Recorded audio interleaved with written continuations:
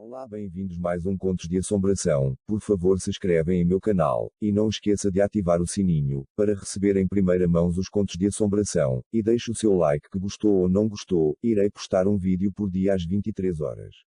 A Casa Sobrenatural da Mata. Moro em Resende, no sul do estado do Rio de Janeiro. Na década de 80 era muito comum aqui na nossa região as pessoas criarem passarinhos e até mesmo caçarem pássaros e outros animais nas matas da região. Naquela época não existia essa consciência ambiental como temos hoje. Praticamente não se falava na proteção das matas, dos animais e dos pássaros, aliás, não existia sequer fiscalização como o IBAMA faz hoje, pelo menos não aqui no sul do estado. Bem, o fato é que meu pai criava pássaros da raça curió. Como bom mineiro ele gostava de curió, canário e trinca-ferro. E não somente ele, mas meus tios, parentes e vizinhos. Aliás, isso é comum nas cidades do interior. Meu pai gostava de organizar caçadas, tanto de curió como de alguns pequenos animais como tatu. Meus primos, que na época eram adultos, viviam caçando tatu. Bem, um dia meu pai combinou com um primo meu, chamado Roberto, de irem caçar num local chamado Matão. O local era conhecido por todos da nossa vizinhança, distante cerca de pouco mais de 1 hora de caminhada de minha casa. Era uma pequena mata no meio de umas colinas utilizadas como pasto para o gado. Era comum o povo ir ali para caçar.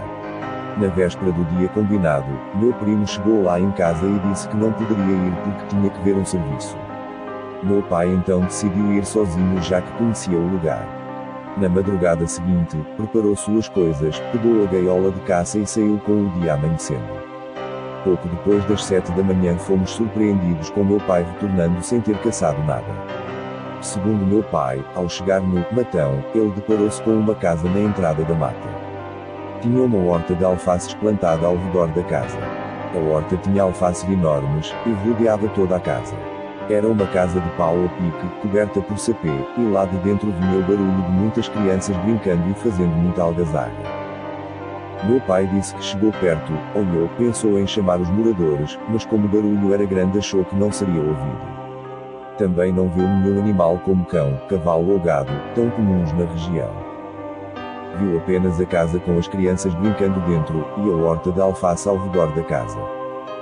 Meu pai achou que o dono da fazenda havia contratado algum colono para tomar conta do local, em virtude de muita gente estar caçando por ali e achou melhor retornar para casa sem caçar nada. Tudo isso seria normal se na tarde do mesmo dia meu primo Roberto não aparecesse lá em casa para saber da caçada. Meu pai contou para o meu primo sobre a casa, o barulho das crianças e a horta de alfaces. Meu primo não acreditou, porque ele esteve no local 2 dias antes e não havia nada. Conversando sobre isso eles chegaram à conclusão de que seria possível até construir uma pequena casa de sapê em 2 dias, mas a horta de alface não. Decidiram então que iriam lá no dia seguinte para tirar a dúvida. Se houvesse algum colono da fazenda morando lá, eles pediriam permissão para entrar. Na manhã seguinte, ao raiar do dia meu pai saiu, passou na casa de meu tio, pegou o meu primo e foram para o Matão. Tente imaginar a surpresa do meu pai ao chegar 24 horas depois no mesmo lugar e não encontrar nada, nada mesmo. O pasto estava lá, a mata estava lá, mas não tinha nenhuma casa, nem barulho de criança, tampouco horta de alfaces. Meu pai voltou dali mesmo, não caçou naquele local durante uns 5 anos. Meu pai era católico nominal, mas tinha fé em Deus. Constantemente rezava e acendia velas para as almas, uma mania de mineiro. Segundo ele, o fato seria uma proteção que as almas lhe teriam dado. Na sua interpretação pessoal ele concluiu que talvez algo de errado poderia acontecer na mata naquele dia, como uma picada de cobra por exemplo. Não importa o que fosse, o fato é que o meu pai ficou longe de lá por um bom tempo. Agora, como aquela casa surgiu, do nada, e depois desapareceu do mesmo modo é um mistério completo. E aquelas vozes que vinham de dentro da casa, de quem seriam?